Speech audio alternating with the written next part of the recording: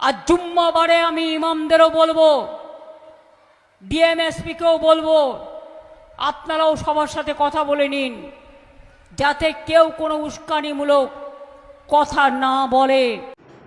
মমতা বন্দ্যোপাধ্যায় কথা কীভাবে বলতে পারে? তিনি আমাদের অভিভাবিকা হয়ে মসজিদে উস্কানিমূলক কথা বলা হয়, মসজিদের ইমামদেরকে আপনি সাবধান করছেন। আমরা দিন দিন আপনার কথাবার্তা শুনে অবাক হয়ে যাচ্ছি।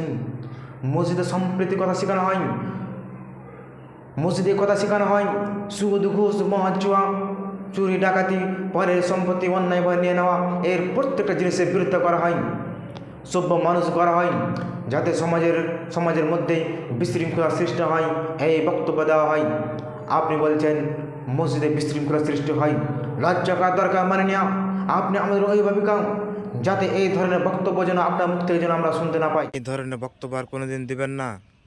মসজিদ থেকে আমাদেরকে সম্প্রীতির কথা শেখানো হয়, যে আমাদের রসুল সাল্লাল্লাহু আলাইহি সাল্লাম শিখিয়েছেন মানুষের সাথে সদাচরণ করো, সেই হিন্দু হোক মুসলিম হোক যেই ধর্মের লোক হোক না কেন। আপনি বলছেন মসজিদে উস্কানিমূলক কথা বলা হয়, আপনার এ কথার চরম বিরোধিতা করছি। ধন্যবাদ।